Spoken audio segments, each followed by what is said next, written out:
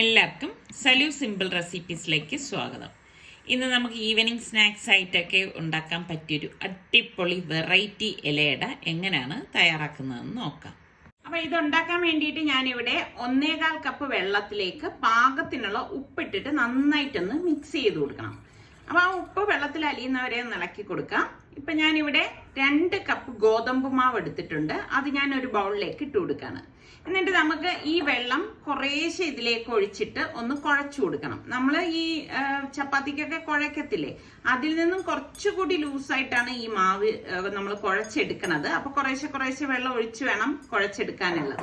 അപ്പൊ വെള്ളത്തിന്റെ അളവ് ഓവറായിട്ട് കൂടാൻ വേണ്ട, കുറയാൻ വേണ്ട, ഒരു സ്റ്റിക്കി പരുവത്തിൽ വേണം മാവ് ഇത് കുഴച്ചെടുക്കാൻ. കണ്ടോ, അതാ ഈ ഒരു പരുവത്തില്, എങ്കിൽ മാത്രമേ കറക്റ്റ് ടെക്സ്ചർ നമുക്ക് ആകത്തുള്ളൂ. അപ്പൊ ഇത് കുഴച്ചെടുക്കുമ്പോൾ കയ്യിലൊക്കെ ഇതുപോലെ ഒന്ന് സ്റ്റിക്ക് ആകും. അതുകൊണ്ട് വിഷമിക്കൊന്നും വേണ്ട. ഇതാണ് ഇതിന്റെ ഒരു പരുവം എന്ന് പറഞ്ഞാൽ. അപ്പൊ നമുക്ക് അടച്ചൊരു 15 മിനിറ്റ് മാറ്റി വെക്കാം. ഈ സമയം കൊണ്ട് നമുക്ക് ഇതിന്റെ ഫില്ലിംഗ് തയ്യാറാക്കാം. ഒരു പാനിലേക്ക് 3 ടേബിൾ സ്പൂൺ ഓയിൽ ഒഴിച്ചു കൊടുക്കണം. ഇതിലേക്ക് നമുക്ക് 2 സവാള ചെറുതായിട്ട് അരിഞ്ഞത് ഇതുപോലെ ഇട്ടിട്ട് ഒന്ന് വഴറ്റി കൊടുക്കാം. അതൊന്ന് വഴണ്ട് വരുന്ന ആ ഒരു സമയത്താണ് നമ്മൾ ഇതിലേക്ക് 1 ടേബിൾ സ്പൂൺ ഇഞ്ചി വെളുത്തുള്ളി പേസ്റ്റ് ചേർത്ത് കൊടുക്കുന്നത്. എന്നിട്ട് ഈ സവാളയും ഇഞ്ചി വെളുത്തുള്ളി പേസ്റ്റും ഒക്കെ ചേർത്ത് നല്ലതുപോലെ ഒന്ന് ഇളക്കിയ ശേഷം 2 പച്ചമുളക് ചെറുതായിട്ട് അരിഞ്ഞെടുത്തത് ഇതിലേക്ക് ചേർത്ത് കൊടുത്ത് ഇളക്കി കൊടുക്കണം.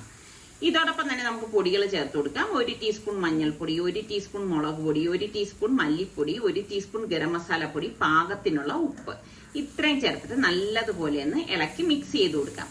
അപ്പൊ ഇത് പെട്ടെന്ന് നമുക്ക് തയ്യാറാക്കി എടുക്കാൻ പറ്റുന്ന നല്ലൊരു ഫില്ലിംഗ് ആണ്. ഈ മസാലയെല്ലാം നല്ലതുപോലെ യോജിച്ചു വരുന്ന ഈ ഒരു സമയത്താണ് നമ്മൾ 2 ക്യാൻ ടൂണ ഞാൻ ഇതിലേക്കിട്ട് മിക്സ് ചെയ്യുന്നത്. അപ്പൊ ഇത് റെഡി ടു കുക്കാണ്. അപ്പൊ അതുകൊണ്ട് തന്നെ ഇതിൽ മുള്ളൊന്നുമില്ല. നമുക്ക് പ്രത്യേകം ഇത് ക്ലീൻ ചെയ്യേണ്ട ആവശ്യമൊന്നുമില്ല. അപ്പൊ നമുക്ക് ഡയറക്റ്റ് ഇതിലേക്ക് ഇട്ടിട്ട് തന്നെ ഇത് കുക്ക് ചെയ്യാൻ സാധിക്കുന്നുണ്ട്. ഇപ്പൊ ബാച്ചിലേഴ്സിനും ബിഗിനേഴ്സിനും ഒക്കെ ഇതുണ്ടാക്കാൻ വളരെ എളുപ്പമാണ്. അപ്പൊ ഞാൻ ഇതൊന്ന് ഉടച്ചു കൊടുക്കാണ്. ഈ മസാലയും ഈ ടൂണയും കൂടി മിക്സ് ആവാത്ത രീതിയിൽ വേണം നമ്മളിത് ഫ്ലെയിം കുറച്ച് വെച്ചിട്ട് ഒന്ന് ഇളക്കിയെടുക്കാനുള്ളത്. ഇത് ഫില്ലിങ്ങിനായിട്ടുള്ളതല്ലേ. ഈ സമയത്ത് നമുക്കിത് ഇളക്കിയ ശേഷം ഒരു ടൊമാറ്റോ ചെറുതായിട്ട് അരിഞ്ഞത് ഇതിലേക്ക് ചേർത്ത് കൊടുക്കാം. അപ്പൊ അതൊന്ന് വഴറ്റിയ ശേഷം മാത്രമേ നമ്മൾ ടൊമാറ്റോ ചേർത്ത് കൊടുക്കത്തുള്ളൂ. ഇതോടൊപ്പം കുറച്ച് മല്ലിയിലയും കൂടി ഇട്ട് കൊടുക്കണം. എല്ലാം ചേർത്തിട്ട് നല്ലതുപോലെ ഒന്ന് ഇളക്കി കൊടുക്കണം. അപ്പൊ ഇളക്കി ഇവിടെ എടുത്തിട്ടുണ്ട്. അപ്പൊ നമ്മളുടെ അടിപൊളി ടൂണ ഫില്ലിംഗ് ഇവിടെ റെഡി ആയിട്ടുണ്ട്. അപ്പൊ ഞാൻ ഇത് തണുക്കാനായിട്ട് മറ്റൊരു പ്ലേറ്റിലേക്കൊന്ന് മാറ്റി കൊടുക്കുവാണ്. അപ്പൊ നമ്മളിത് ഫില്ലിങ്ങിനായിട്ടൊക്കെ ഉപയോഗിക്കുമ്പോൾ ഒന്ന് തണുത്ത ശേഷം മാത്രമേ ഉപയോഗിക്കാവൂ കേട്ടോ.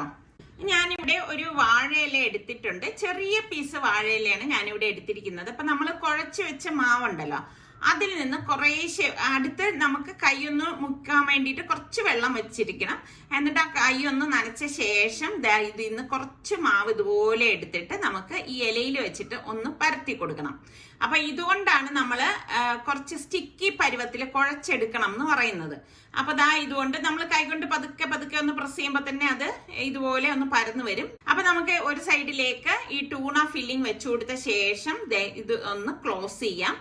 സാധാരണ നമ്മള് അടയൊക്കെ ഉണ്ടാക്കുമ്പോ ഇല്ലേ, അതേപോലെ തന്നെ ഇതുപോലെ ഒന്ന് പ്രസ് ചെയ്ത് കൊടുക്കുമ്പോൾ അത് അവിടെ സ്റ്റിക്ക് ആയിരുന്നുള്ളൂ. അപ്പൊ ഇത്രയേ ഉള്ളൂ സംഭവം. ഞാനിത് ഒരു പ്ലേറ്റിലേക്ക് മാറ്റുവാണ്. അപ്പൊ ബാക്കിയിരിക്കുന്നത് നമുക്ക് ഇതുപോലെ തന്നെ ഫില്ല് ചെയ്തെടുക്കണം കേട്ടോ. അപ്പൊ നമുക്കിനി ഇത് സ്റ്റീം ചെയ്തെടുക്കണം. അപ്പൊ സ്റ്റീമർ അടുപ്പത്തേക്ക് വെച്ചിട്ട് ഞാൻ ഫില്ല് ചെയ്ത് വെച്ചിരിക്കുന്ന ഓരോ അടയുടെ ഇലയും ഇതുപോലെ ഉള്ളിലേക്ക് വെച്ചു കൊടുക്കാണ്. ഇങ്ങനെ ഒരുപാട് അങ്ങ് കുത്തി നിറച്ച് വെക്കരുത് കേട്ടോ. അപ്പൊ ഞാൻ ജസ്റ്റ് ഇതുപോലെ മാത്രമേ വെച്ചിട്ടുള്ളൂ. എന്നിട്ട് നമുക്കിത് അടച്ചിട്ട് ഒരു 10 മിനിറ്റ് ആവിയേറ്റി എടുക്കണം. 10 മിനിറ്റ് കഴിയുമ്പോൾ കണ്ടോ, ഇലയൊക്കെ വാടി വന്നിട്ടുണ്ട്. അപ്പൊ നമുക്കിത് മറ്റൊരു പ്ലേറ്റിലേക്ക് മാറ്റാം. പിന്നെ ശ്രദ്ധിക്കേണ്ട കാര്യം, ഇതൊന്ന് തണുത്ത ശേഷം മാത്രമേ നമ്മൾ ഇല ഇതിൽ നിന്ന് ഒന്ന് തുറന്നെടുക്കാവൂ കേട്ടോ.